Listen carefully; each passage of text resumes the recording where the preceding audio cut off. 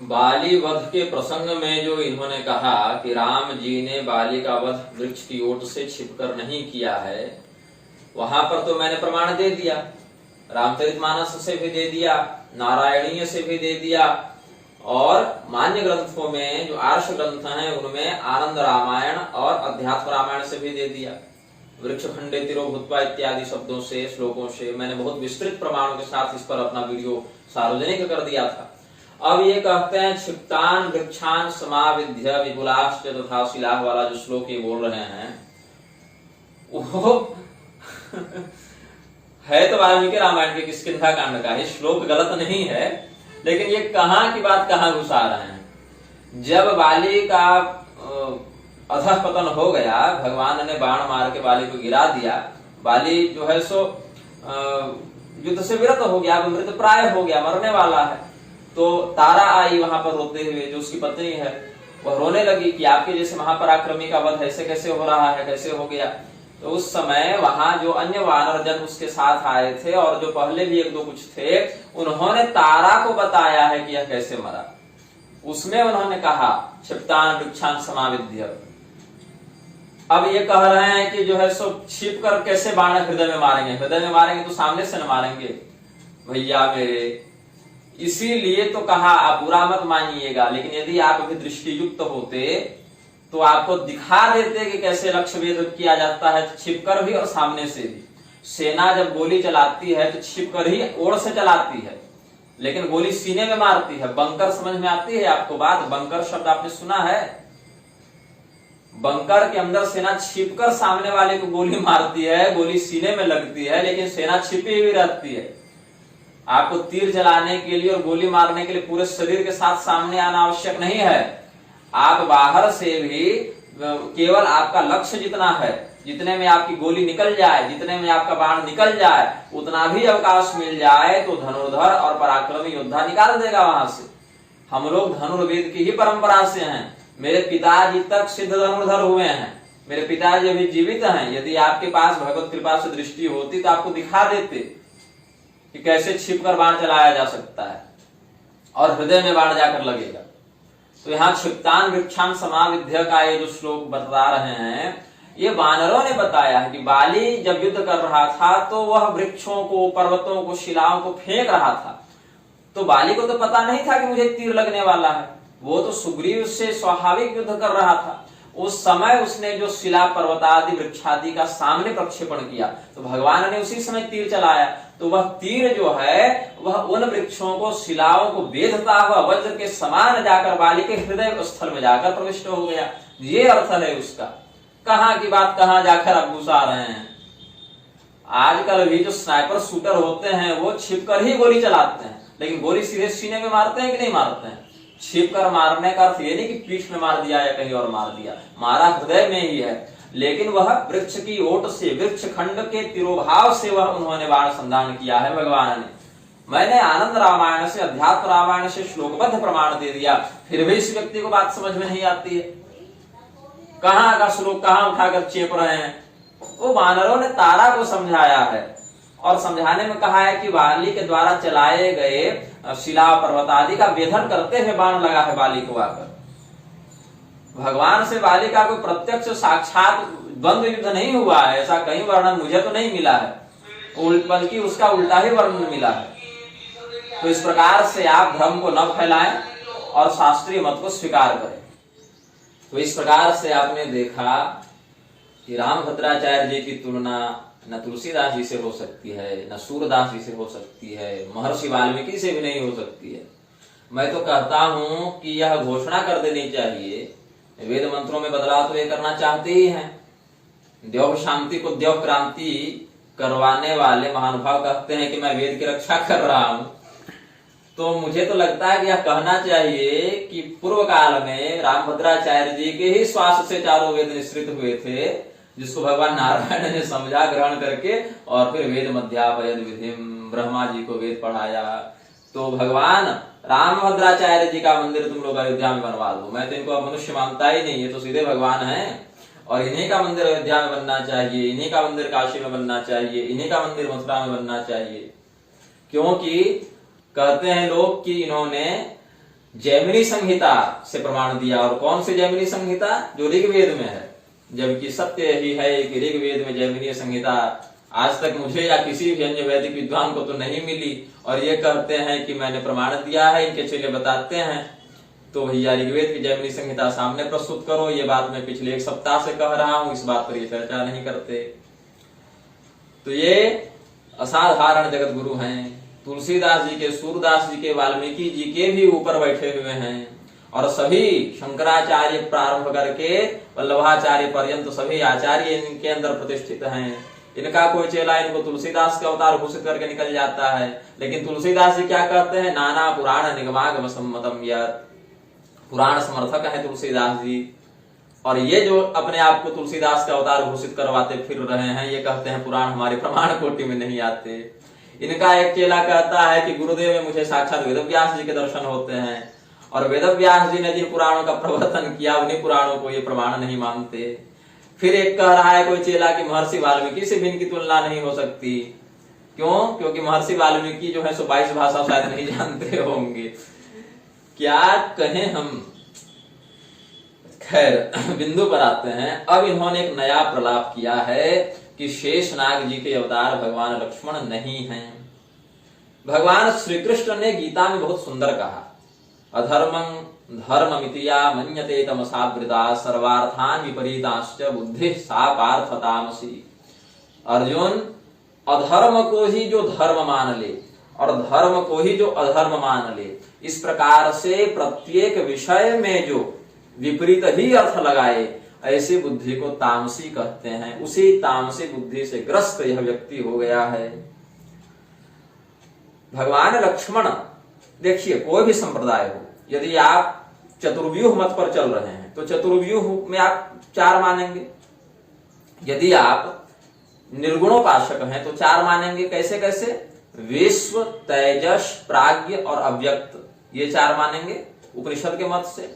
यदि आप निर्गुणोपासक नहीं है, सगुणोपासक हैं, तो आप उसमें भी 4 मानेंगे, वासुदेव, शंकर्षण, प्रद्युम्न और अनिरुद्ध।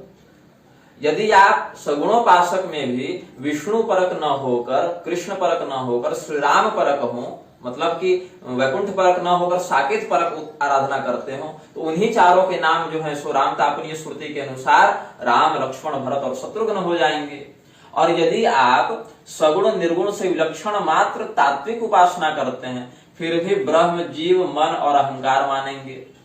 इनको तो मानेंगे ना, जो चतुर्व्यूह सिद्धांत को जानते हैं। चेले इसमें उड़े नहीं, चेलों को चतुर्व्यूह सिद्धांत पता भी नहीं होगा कि पांचरात्र मत में क्या है, औपनिषदिक मत में क्या है, पौराणिक मत में क्या है। नमस्कुभ्यं भगवते वासुदेवाय धीमहि प्रद्युम्नाय निरुद्धाय नमः शंकर्षणाय च। इन सभी सात्वत मतों का जिनको बोध न हो, ऐसे चेले शांत ही रहें। अब क्या है कि चतुर्व्यूह में मैंने इस प्रकार से बता दिया कि नाम बदल जाते हैं, तत्व वही रहता है। अब ये कहते हैं कि लक्ष्मण जी शेषनाग के अवतार नहीं है। तो ऐसा देखा गया है शास्त्रों में भी कि यदि आप भगवान श्री कृष्ण को अपना परम इष्ट मानते हैं, तो परमोच्च ब्रह्म के रूप में कृष्ण का और अनुषांगिक परिकर अंशांश के रूप में अन्य देवताओं का हम वर्णन करते हैं ग्रंथों में।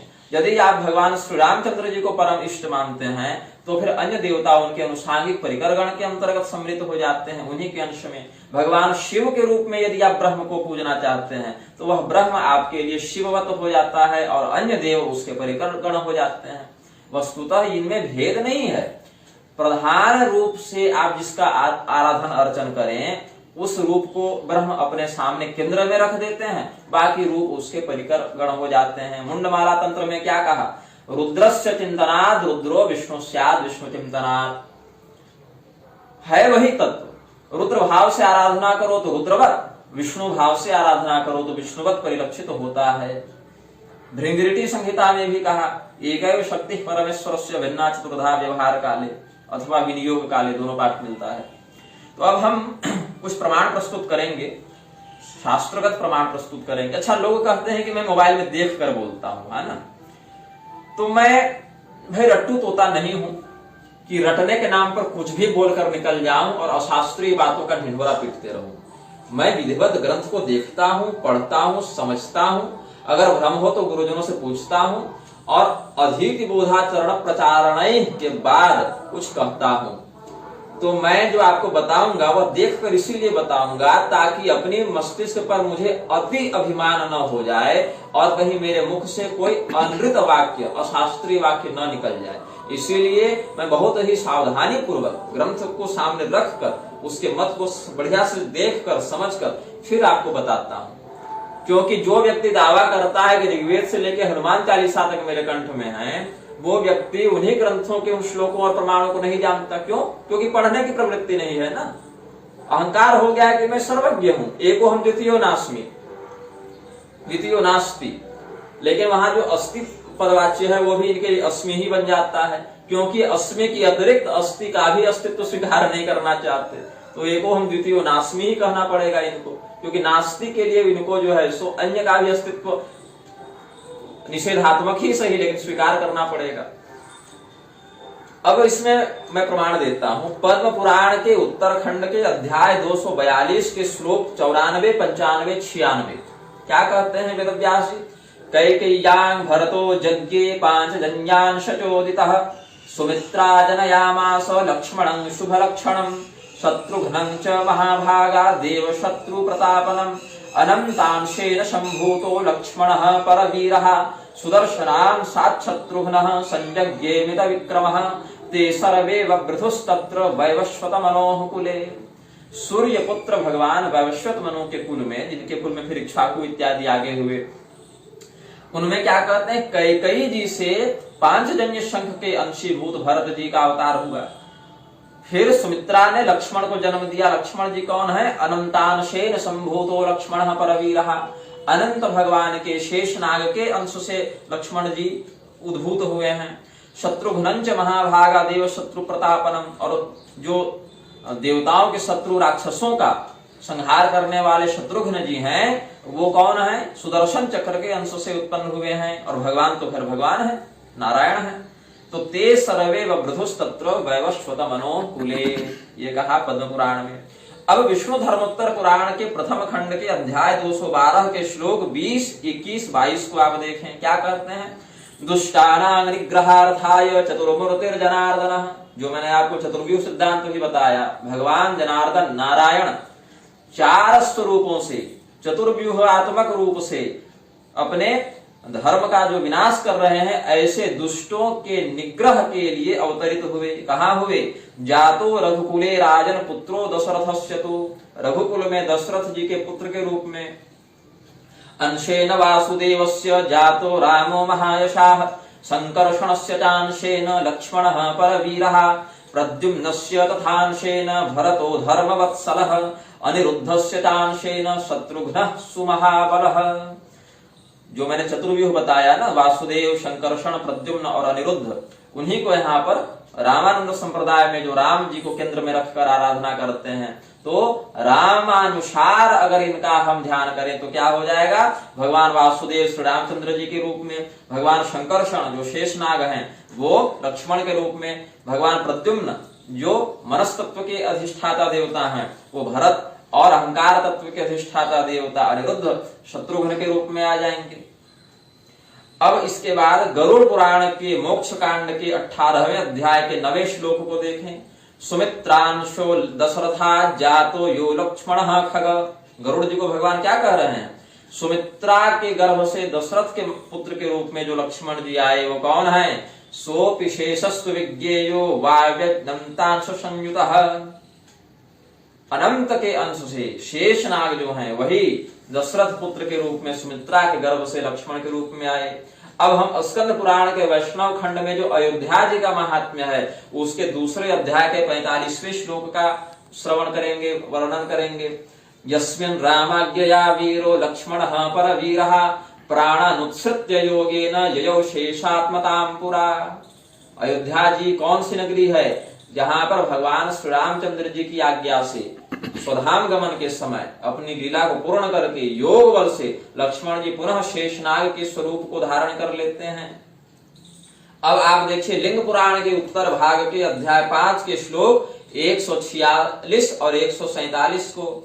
श्रीमान दशरथो नाम राजा भवति धार्मिकः तस्याहमग्रजः पुत्रो राम नामा भवाम्यहम् तत्र मे दक्षिणो बाहुर्भरतो नाम वै भवेत् शत्रुघ्नो नाम सव्यश्च शेषो सौ लक्ष्मण स्मृतः।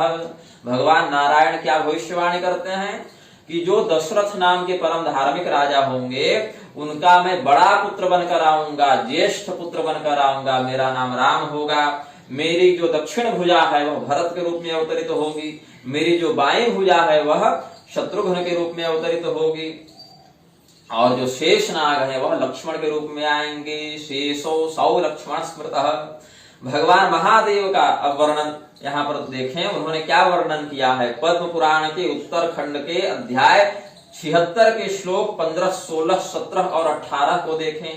भगवान महादेव कहते हैं, अहंते हृदयं राम जिह्वा देवी सरस्वती देवा रोमाणि गात्रेषु निर्मितास्ते स्वमायया निमिषस्ते स्मृता रात्रिरुन्मेषो दिविशस्तथा संस्कारस्ते भवेद्देहो न तदस्ति विना त्वया जगत् सर्वं शरीरे तत्स्थैर्यं च वसुधातलम् अग्निः कोपः प्रसादस्ते शेषः श्रीमांश्च लक्ष्मणः त्वया लोकास्त्रयः क्रान्ताः पुराणैर्विक्रमैस्त्रिभिः।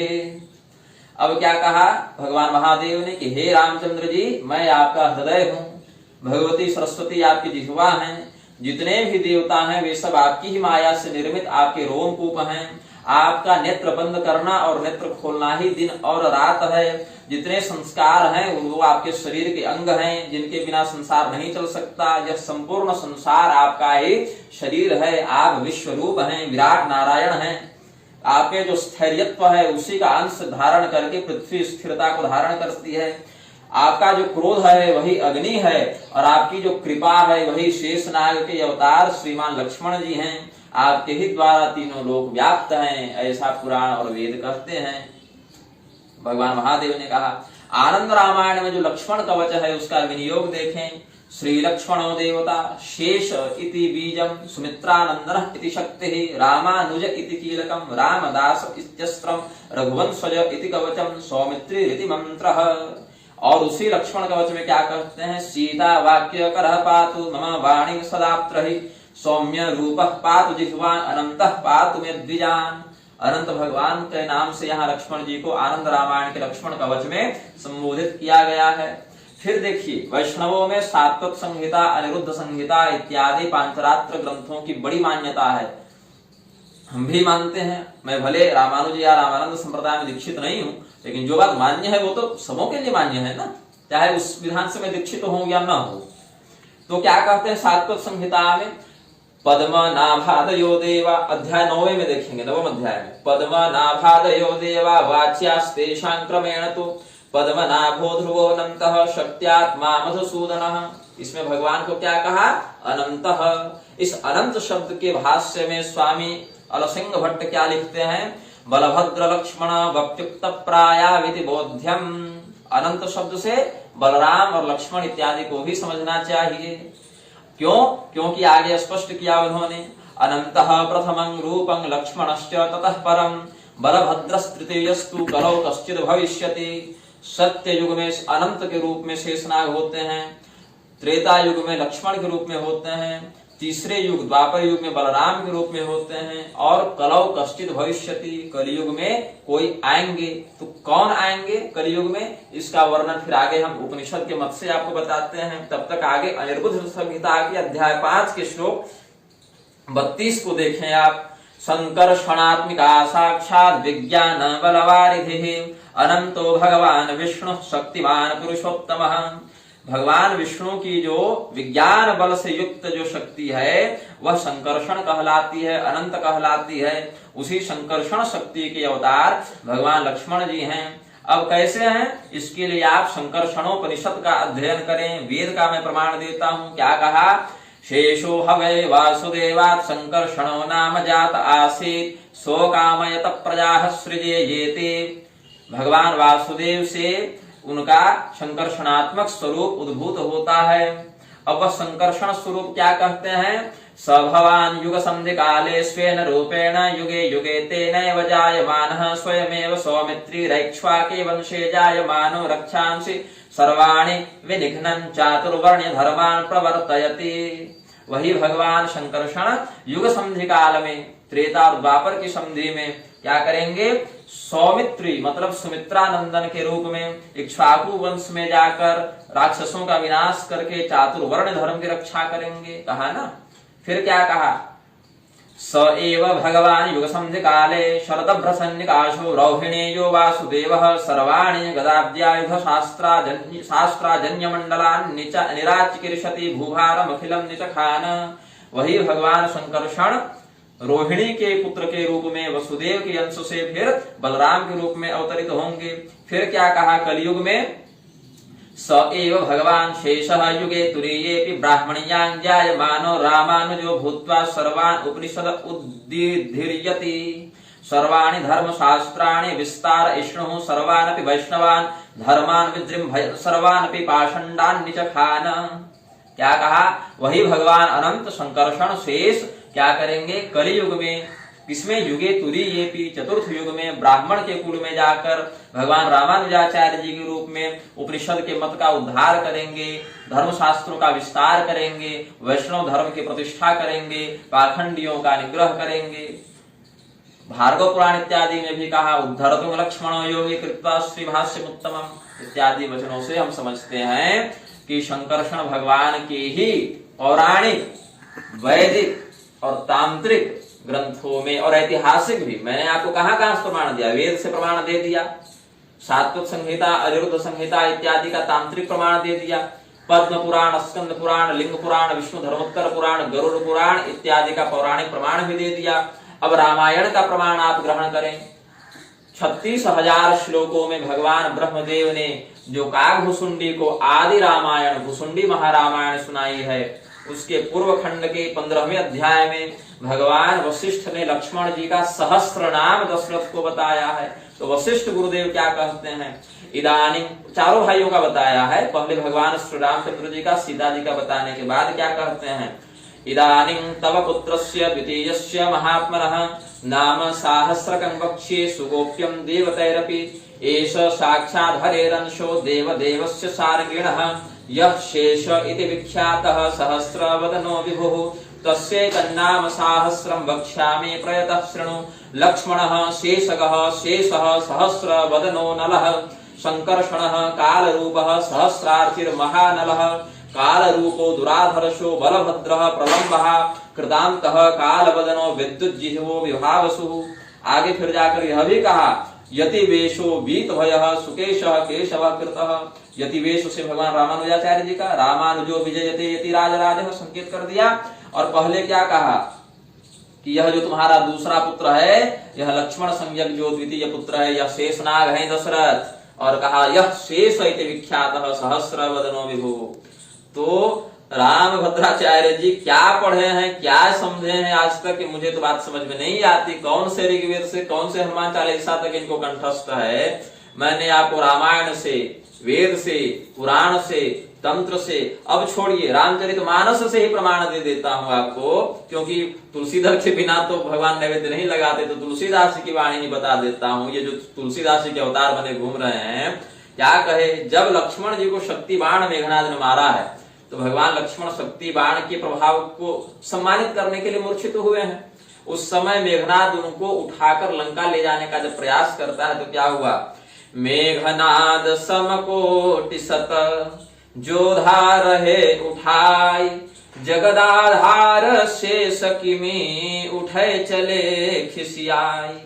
मेघनाद के समान अगणित योद्धा भगवान लक्ष्मण को उठाने में लग गए, लेकिन जो संपूर्ण विश्व का भार अपने मस्तक पर धारण करते हैं, ऐसे शेषनाग को कैसे उठा सकते हैं। फिर कहा, सुनु गिरिजा क्रोधा नल जासु जारई भुवन चारि दस आसु सक संग्राम जीत को ताही सेवहि सुर नर अग जग जाही। शेषनाग के क्रोध से, उनके फुफकार से 14 भुवन पाताल से ब्रह्मलोक पर्यंत नष्ट हो जाते हैं। ऐसे शंकरषणावतार भगवान शेषनाग के अवतार भगवान लक्ष्मण को कौन पराजित कर सकता है, कौन उन पर विजय प्राप्त कर सकता है। तो रामभद्राचार्य जी को चाहिए कि मैं सभी आचार्यों से बड़ा हूं, मैं पूर्वाचार्यों की भूल को सुधार रहा हूं, ये सब बोलना थोड़ा कम करें, थोड़ा पढ़ने लिखने पर भी ध्यान दें। आपने सभी पूर्व के टीकाकारों को अशिक्षित गधा कह दिया। आप कौन से शिक्षित प्रतीत हो रहे हैं बताइए ना। मैं तो कहता हूं आइए शास्त्रार्थ करने, चेलों को क्यों आप जो है सो भड़का के विषयांतर कर रहे हैं। आप आइए तो सही, मैं तो तैयार हूं काशी में शास्त्रार्थ करने के लिए। काशी विद्वत परिषद इसकी सम्मति दे और आप लोग एक तिथि निश्चित करें। वो तो आप बता नहीं रहे, तिथि तो निश्चित कीजिए पहले शास्त्रार्थ की। आपके चेले मुझे धमकाते फिर रहे हैं। यदि आप अपने चेलों को ही योग्य समझते हैं तो किसी एक को आधिकारिक प्रतिनिधि नियुक्त कर दीजिए। बागेश्वर धाम वाले महाराज एक वीडियो में मुरारी बाबू को तुलसीदास का अवतार बता रहे थे। आपके चेले आपको अवतार बता रहे हैं दूसरे चेले, और आप स्वयं कहते हैं मुरारी दास जो है सो कालनेमी आदमी है भाई, वो तो पाखंडी आदमी है। तो आपके चेले किसी को तुलसीदास का अवतार बताते हैं तो आप कहते हैं वो पाखंडी है, और फिर आपके चेले घूम के आप ही को तुलसीदास का अवतार बता देते हैं। लेकिन तुलसीदास के ग्रंथों का भी आपको ढंग से ज्ञान नहीं है। क्या तुलसी पीठाधीश्वर बनेंगे आप? तुलसीदास जी चित्रकूट में पहले चंदन घीस रहे थे, तुलसीदास चंदन घीसे तिलक देत रघुवीर, अब तो माथा पीट रहे होंगे वो। यदि मुझे पता होता कि मेरे नाम पर इतना बड़ा पाखंड फैलाया जाएगा भैया तो मैं रामचरितमानस क्यों लिखता। तो थोड़ा सम्मान करना सीखें आचार्यों का आप भी। आपने कहा पूर्व के टीकाकार अशिक्षित गधे थे, तो मैं आपको जो है सो गधा तो नहीं कहूंगा क्योंकि मैं गधों का बड़ा सम्मान करता हूं, क्योंकि गधे कम से कम व्यासपीठ पर बैठकर शास्त्रीय बात तो नहीं करते हैं ना। तो क्या कहूं आपको मैं, आपकी प्रशंसा में तो मेरे पास शब्द ही नहीं रहे।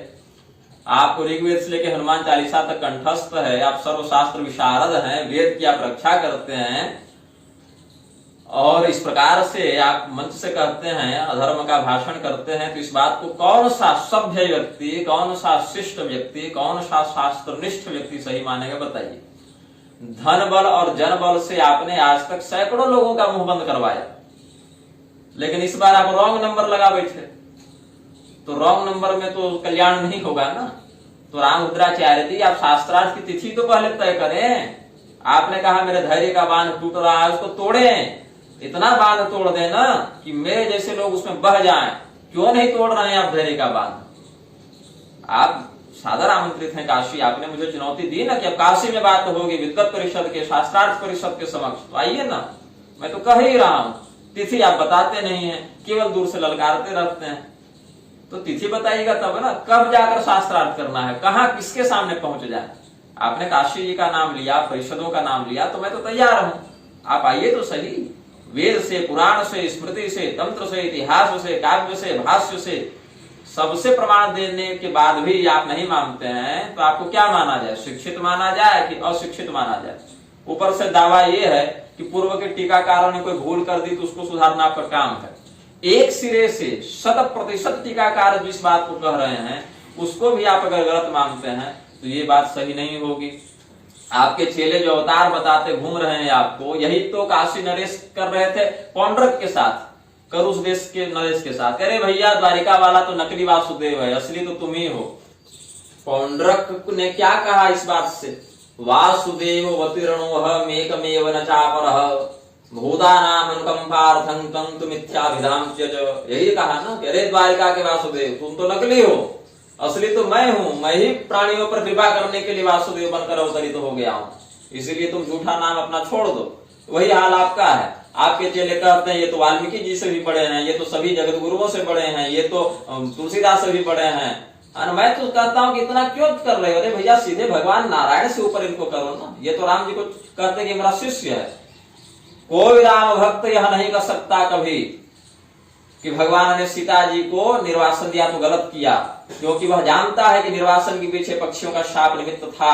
वह जानता है कि इसमें जो है सो भगवती सीता जी का चारित्र जो है सो विस्तृत और प्रखर होता है। और श्री संप्रदाय में ही जो भगवान लोकाचार्य स्वामी जी ने जो वचन भूषण में लिखा, श्री वचन भूषण में लिखा, और भगवान रामानंदाचार्य जी ने जो उत्तरकांड का संदर्भ अपने भाष्य में दिया, तो कि आप भगवान रामानंदाचार्य जी को, या कि आप भगवान लोकाचार्य स्वामी जी को, या आनंद रामायणकार भगवान वाल्मीकि जी को, अध्यात्म रामायणकार भगवान वेदव्यास जी को नहीं मानते आप राम भक्त? मिथिला के रहने वाले जो चंद्र कवि थे जिन्होंने मैथिली रामायण लिखी, उनको भी आप राम भक्त नहीं मानते क्या? उन्होंने भी तो सीता निर्वासन का वर्णन किया है। वस्त्रापहरण लीला का वर्णन करने वाले श्रीधराचार्य जी को, श्री वल्लभाचार्य जी इत्यादि को श्री गोस्वामी जी इत्यादि जो टीकाकार हुए, रूप गोस्वामी जी, जीव गोस्वामी जी इत्यादि को आप कृष्ण भक्त नहीं मानते क्या? आप तो उनको शिक्षित और गधा मानते हैं। तो मूर्खता छोड़िए, या तो शास्त्रार्थ कीजिए या तो चुप रहिए, और नहीं तो फिर आप जो है सो इसी प्रकार से अपनी दुर्गति कराते रहेंगे सिद्धांत की दृष्टि से। आपके चेले कहते हैं कि जाकर व्यक्तिगत में उनसे क्यों नहीं बात कर लेते? क्यों व्यक्तिगत में बात करें हम आपसे? क्या मेरा कोई खेत जमीन का झगड़ा है आपसे? आपने मंच पर बैठकर सार्वजनिक रूप से वक्तव्य दिया है, तो मैं भी सार्वजनिक रूप से वक्तव्य दे रहा हूं। लोग कहते हैं धर्म का मजाक बन रहा है। धर्म का मजाक तब नहीं बन रहा था क्या, जब ये व्यक्ति जो है सो धर्म का जो है सो विहिंसन कर रहा था, धर्मशास्त्रों को नकली और अप्रामाणिक बता रहा था, बाकी आचार्यों को अशिक्षित और गधा कह रहा था, तब धर्म का मजाक नहीं बन रहा था। हमने क्या गलत कहा है? किस शास्त्र की बात से मेरा वाक्य खंडित होता है बताओ तो पहले। तुम्हारा कैसे होता है मैंने तो बता दिया। कोई जमीन का विवाद होता, मेरा रिश्तेदारी का विवाद होता, तब ना हम जाकर व्यक्तिगत में निपटते। आप मंच से बैठकर, धर्म गुरु के पद पर बैठकर, जगत गुरु कहलाकर आप जो है सो जनता को मूर्ख बना रहे हैं, तो मैं व्यक्तिगत में जाकर क्यों समाधान करूं? मैं मंच से बैठकर या सार्वजनिक रूप से जनता के भ्रम का खंडन करूंगा ना। तो या तो शास्त्रार्थ के लिए आइए, या तो चुप रहकर अपने पूर्व के वक्तव्यों के लिए सार्वजनिक रूप से क्षमा मांगिए। तीसरा विकल्प नहीं रहेगा आपके पास। रामभद्राचार्य जी के द्वारा अगले प्रलाप किए जाने तक मैं निग्रहाचार्य धूमकेतु आपसे विदा लेता हूं। जय श्रीमन नारायण।